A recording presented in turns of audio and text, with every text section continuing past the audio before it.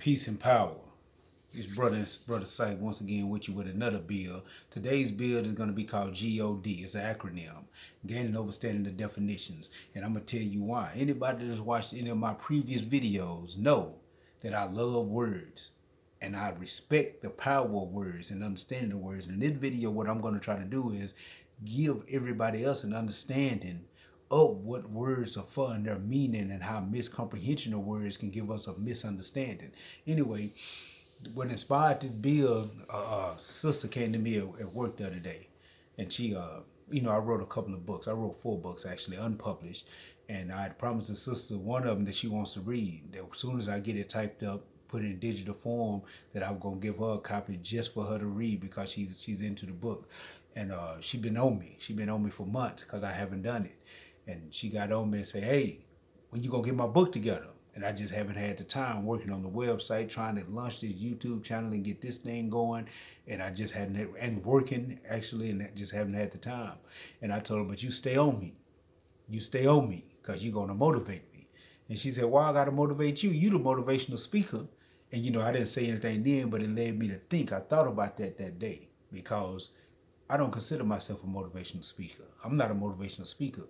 I am a person that simply likes to share knowledge, and I like to have knowledge shared with me. I don't think that what I say motivates anybody. And matter of fact, I look deep into the words themselves. If anything, I consider myself an inspirational teacher and not a motivational speaker, and this is why. When we look at the two words, motivation, the word is you got to understand, whenever you're dealing with words, you're always dealing with compound words, and all words have their root meanings. It's called etymology, the history of words. There's a story behind every word that you use. The word motive literally means to move, just like in a locomotive or an automotive. It means to move. And ation means the act of. So motivation is the act of moving. When you're thinking about being motivated and you hear people saying, man, I know I need to work out, but I just need some motivation. Or I know I need to get another job, but I just need to be motivated. What they're saying is they need something outside of themselves to push them forward. So when you think about motivation, you're thinking about something outside of you, moving you and propelling you to another stage. And I said, I'm an inspirational teacher, not a motivational speaker, because this is somebody speaking and their words moving you, but it only moves you a few steps. Soon as that high wears off, you go back to sitting on your behind and doing nothing else again. But inspirational teacher, a teacher is someone who gives you instructions and information that you can keep. It's like the old concept of saying you can give a man a fish and he'll eat for a day. You can teach him how to fish and he'll eat for a lifetime. Teaching is about giving a person the instructions and the information that allows them to have that quote unquote motivation for a lifetime. And inspiration is different than motivation. Inspiration is a compound word as well. It's in, spirit, and ation. Ation, as I just said, is the act of. In is self-explanatory, going inside the self. Spirit, when we think of spirit, you think of something spooky. Ooh, but it ain't. It's not. Spirit comes from the Latin word spiritus, which literally means breath. Matter of fact, the word inspiration, when you understand it from its etymological point of view, inspiration literally means the act of inspiring or placing breath into, bringing life into something. So inspiration is about pushing from within, while motivation is about pushing from without. Inspiration is about learning how to bring that life out of yourself and manifest it on the world stage, while motivation is something outside of you making you move forward. Matter of fact, inspiration is what the Creator did in Scripture in the beginning when it said He created man. It said the Creator created man from dirt, and then He blew His breath into man and made him a living being. So it is that breath that gives a man life. It's that inspiration that gives a man life. And an inspirational teacher is someone whose teachings has the ability to give life to a person when they follow them, when they follow those instructions. Now, I know I use scripture a lot, and it's not because I'm a religious man. I'm not even for the lie to you. I'm not a religious man, but I believe in education and time, proven classical material. And you got to understand that we live in a Judeo-Christian society. And whenever you're trying to share an idea with a person, you need to give it to them in a format that they can relate to. So I build from scripture because therefore most people are buried at. So that was the point in that. Anyway, so back to the point. it's very important to understand the words that we're using, because a lot of times we misuse words and it end up giving people a miscomprehension. If you get a miscomprehension, matter of fact, let me explain this like this. A word is a phonetic symbol, and human beings think in symbols. We think symbolically. Let me prove my point. If I say the word vehicle has absolutely nothing attached to it. But when you hear the word, you have your own perception of what that word means. When one person heard the word vehicle, they may see a car. Somebody else may see a particular type of car. They may see a Mercedes Benz. Somebody else may see a truck. If you grew up on a farm and you did farming most of your life, you may see a tractor. All of you are correct, because all of these things are vehicles. But the word vehicle creates a symbol, and the word car produces another type of ideal in the mind. So when you hear these ideas, you hear woman. Some of you will see, mostly will see a female with a vagina, with breasts, with a certain level of types of curves. Some may see long hair, short hair, whatever it is that your ideal of a woman is, will pop into your mind. So the symbol itself is supposed to inspire thought, and then the thought creates imagination. And then based on what it is you see, or based on what it is you understand about the word, then you move based on that. So if you get heard a word and you have a misunderstanding of the word, then you're going to have a misperception. That misperception gonna create a miscalculation in your thoughts. That miscalculation gonna make you move in the world in an improper format, which means that you're gonna misstep. And starting with one misunderstanding, you did a whole bunch of other missing. You done missed the point, missed the mark, and you're gonna miss the boat. So that's why it's so very, very important to understand the power of words and the deepness of what a word is supposed to manifest for you. So I'm gonna break down a few words that I think has some extremely powerful value. Uh, I was having a conversation one time with a sister, and I can't remember what led to this. I can't remember because it was so long ago. But I used the word education, and when I said education, she got upset, and she thought I was down in her because she didn't finish school. So she said, "You think because you finished school and I didn't finish school and this and that, this," and she went off. And I said, "What are you talking about?" She said, "You just said education, that a person got to continue their education." I know, and I mean that. Well, I didn't finish school. I'm not talking about schooling. See, when she heard the word education, automatically she thought of school, of first, second, third period, of lunch, of the bells, the lockers. She thought of school. That's the image that came to her mind. And that was not what I was talking about. Education to me is something that's lifelong, way after you done left school. To me, schooling is the lockers, first, second, and third period, homeroom, all that. That's schooling. That's where you go to get instruction. The word education, a compound word, comes from two words, educe and ation. Ation means the act of, as I've said earlier. Educe means to bring forth or to elicit. So education is the act of bringing forth what is already within you. It was predicated on the idea that the human being was developed whole, and that the knowledge that the human being gave was like watering a plant. It's what allowed you to manifest what was naturally in you. You're supposed to manifest that high level of consciousness based on your learning.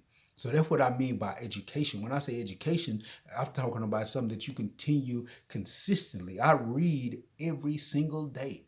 And I ain't been in school in years, but I read because I believe in the process of constantly education and elevating your thought process. If you don't do that, then you'll start misunderstanding the world around you. Education is just, think of education of the knowledge that you gain in life, like putting new apps on your phone.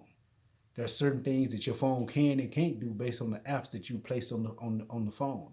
And if you don't have the apps, then your phone will not be as efficient as somebody else's phone who does have those particular apps.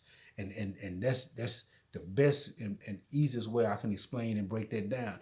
Another word that a lot of times we misuse and misunderstand is man.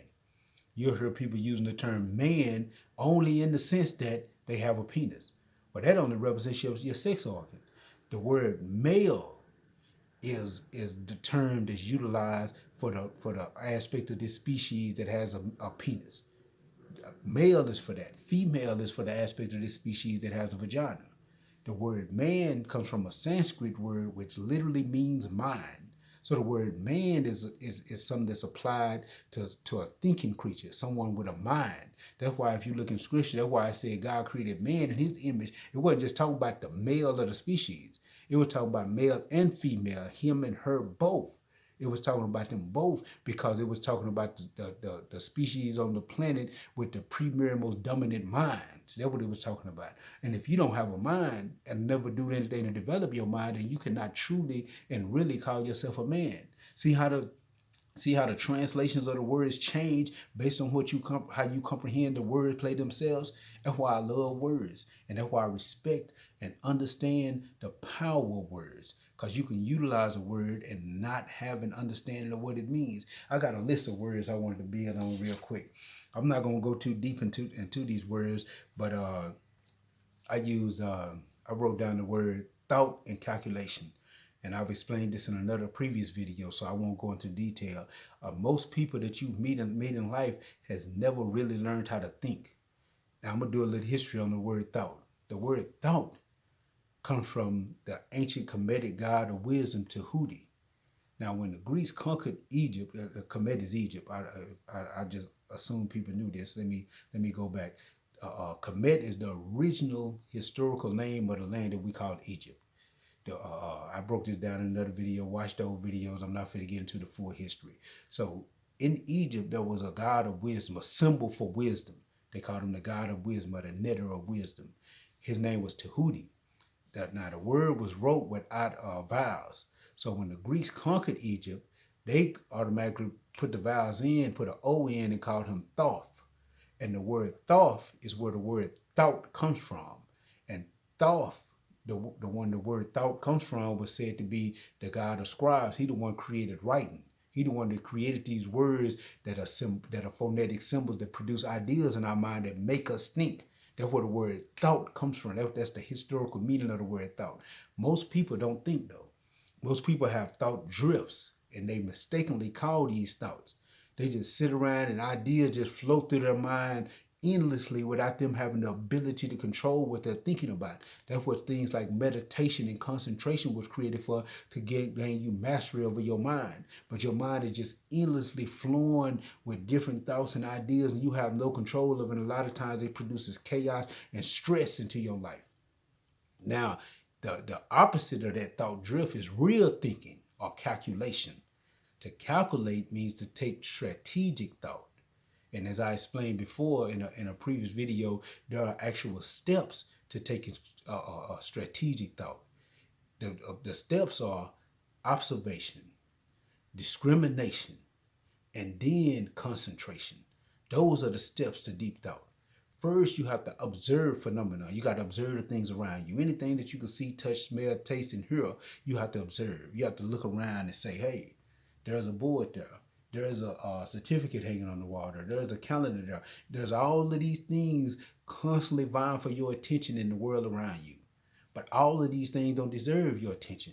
That's when you start to discriminate. The word discriminate literally means to pick and choose what you're going to deal with. Just simple as that, to pick and choose. So you have to discriminate about the things in your world around you. What deserves my attention and what doesn't? Should I spend 2 hours watching television, or should I spend 2 hours studying a book and gaining more knowledge? So this is what the word discriminate means. Then once you have made a decision of what things in your environment that you have observed is worth your attention, then you have to concentrate on those things. You have to focus your attention like a laser, like a razor sharp instrument, to dissect and build on those things so you can have a deep comprehension of what it is that you have decided to focus your attention on. That is called thinking. Everything else is just thought drifting. See the difference in the words? Even when we talk about a creative life force, some people call this God. I don't even like to use the term God, because the word God has got a anthropomorphic thing floating around in the clouds with some puppet strings on his fingers attached to it over the years. We think God is running around peeing out of the clouds, making it rain, and forwarding lightning bolts at people. That's the childish mind state that people think when they think God. So I like to use the term creative because it gives you an ideal of something higher than that childish cartoon image that we've been given about what a God is. Creator is a creative, energetic force that produces everything in existence. Matter of fact, and this is all metaphysical. This is all metaphysical. I don't like to deal with metaphysics with people a lot, but if we think about it deeply from a creative point of view, the creator or that energy is the only thing in existence that ever existed. Everything else is just manifested forms of that energy. Everything. Because if you understand science, then you understand that everything that you see is just bundles of energy. Everything is atoms. Every physical thing that you have contact with is atoms rotating around atoms. And what are atoms? Atoms are nothing more but bundles of energy that have connected together. That's it. That's all they are. Those atoms are bundles of energy.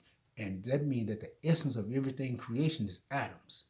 Everything is atoms. Once you understand that and comprehend that, then what I just said makes a whole bunch of sense. But this is just I just wanted to build on a few words. I wanted to build on ideas, and I want to build on something that'll help people understand that how important comprehension is, how important these things is. I remember one time I was building with a brother years ago, and I explained to him what the word decision means. I explained to him the word decide, what it means, and the root of the word, because it was some that he was thinking about doing, but he was steady fluctuating back and forth between what it is that he wanted to do and what it is that he needed to do. And I told him the reason why you're having a problem because you haven't made a decision yet. And he said, "Yeah, I have. I just can't seem to do it." I say, "That means you have not decided." "Yeah, but I have made a decision. I know what I need." You might know what you need to do. You might think you know what you need to do, but you haven't decided yet. Because the word decide, the word D means to bring down. And when we're first making decisions or when we're first dealing with things, everything is up in the air.